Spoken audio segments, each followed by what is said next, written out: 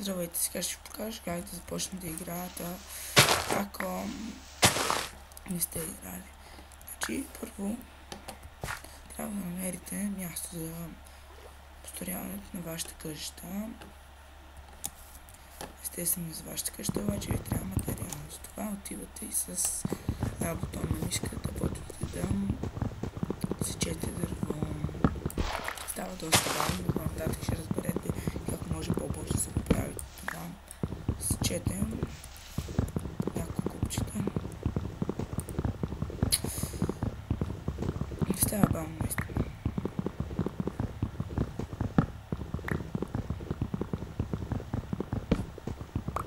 Колкото можете. Добре, това ще последното вече. Не, също не мога.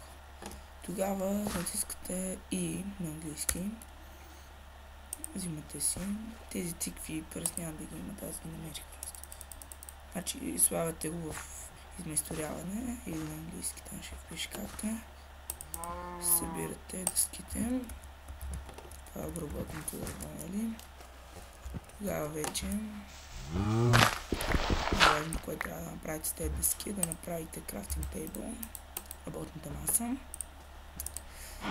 Взимате я и я поставяте. Там можете вече, е важно ви да си направите да си правите пръчки. Ще покажа да си направите кирка там, дървена. Сърната кирка е почти безполезна в началото, защото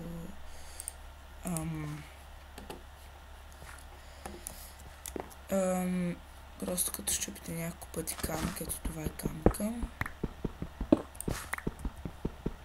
Може да си направите камена, по-хубава кирка, ето сега ще се покажа как. Слагате така и пак като при дървото редите и става каменна кирка. Това вече е доста по-бързо купаете. Това са каменни въглища. Това са експит, което събирам. Каменните въглища си послужат за направата на факли.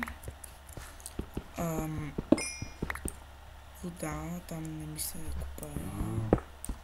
Това служи тази вода, но няма значение. Няма ли да напълно при мен, добре, супер. Да, това падна водата, няма да го гоня. Това ще го взема, малко да събера. Също така, сега ще ви покажа по какъв начин може да си направите съндък, как да си направите печка, за да може да обработвате, разтопявате различни видове метали. Само сега първо да си направим къща от дърво. Може да си направите, ако искате, брагва. Да съберем дървото. Нямам си на камък. Ще направим дървена брагва. Така. Дървена брагва, ще вече като съберем камък. Понеже сега ще покажа колко по-бързо се чете с тази брагва.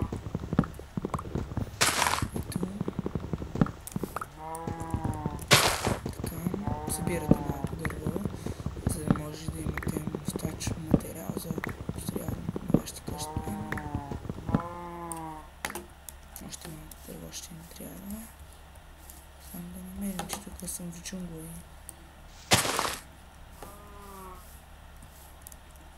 Ето. Опа.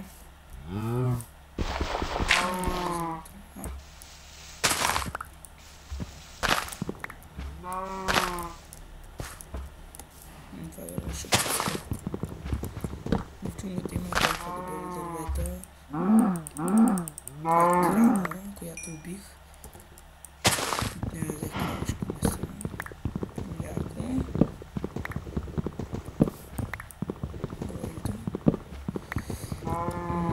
Сечете. Съберете около 20 дърва, сколко 14, още няколко. Около 20, за да може като го преработите да получите 80 купчета. Не съм света с дървени брата да работя. Доста бавно става. Майнкрафт е интересна игра за оцеляване и няма толкова лоши сцени в нея. Така, значи сега, като имате вече Fireball, естествено, знаете как обработвате си го. 65 ще ви, на 64 извинете, ще ви спре и защото това е максимума на едно място да са толкова. Значи тогава тук не е малко място, малко да изкопая камъна кирка. Ето така тук ще го заведа. Значи сега си хващате дървото и почвате, нали? Това, ако е така, може да оставите и камъна, но ако строите на вънка, примерно, няма изоба, ето още такова. Това е много важно нещо, защото просто с него е често срещано. На моите са най-рядките материали, но има и по-рядки. Едни роди, за които ще ви обяснявам по-нататък. Не в това клипче. Това е достатъчно, да. Взема всичко. Така, опа. Тук ще си го направя ето така. Писна в началото малко къща. Тук аз съм прави торчове, т.е. факли, извинете. Значи, това скопавам. Така. Ще ви взема само така. Та с кирката, опа. Тези вършенца, за да може и по-да да видите вън. Само да кажа, значи Minecraft, както знаете сигурно, има няколко вида на игра.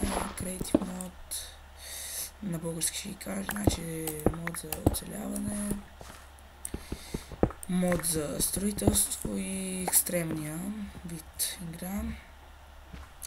Значи в този, в момента аз ви показвам модът за оцеляването е така.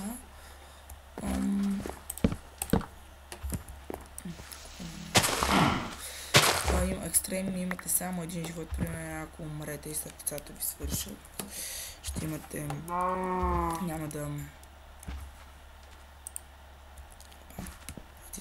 Сега, важно е да си направите врата. Тя се прави по този начин, като това е дървено, има и метална врата, но само метал още не сме до там стигнали. Сега си правите факли за осветление на вашата къща. Ето така слагате пръчката и става по 4 факли. Ето вече, опа, това не съм забравил да правя. Сега ще го направя и него сега забелязах. Да, това е цяло важно, но сега точно няма да се занимавам. Значи, после е важно да... Точно ще появят много животни, тук съм дал на мирно, като вид, точно да няма ви показвам битки с животни. Ще покажа значи как се прави. Там се направя ще ни кажа, че ми ще чупи другия да го пренасям. Сега, значи, по този начин, като имате пръчки, опа. Брадвайки, да знаете как се прави, значи,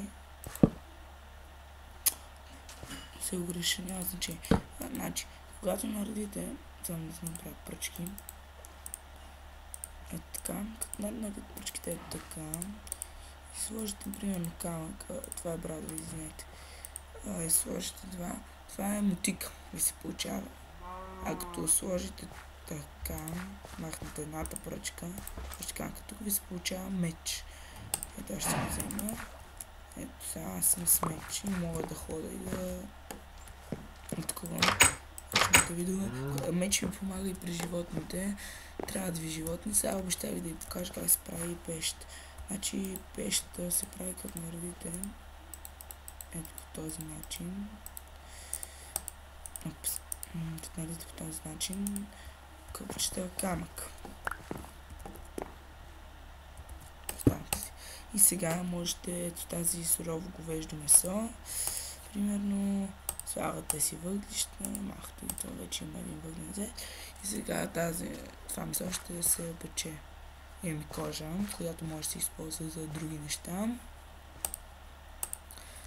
Съндък се прави, ето, само това трябва вече да го махна, защото към мястото. Съндък се прави ето така, дърво. Ще си гори. Оп. Сега в съндъка, значи, може да слагате всичко, което искате, което да кажем не ви трябва, защото все пак инвентар е. Може да побира винаги всичко. Който не ви трябва, да си го слагате. Двоен съндък, ако ви интересно да се направите, просто слагате още един до него. Сега точно няма смисъл да ви показвам. Това беше от мен. Благодаря, че гледахте.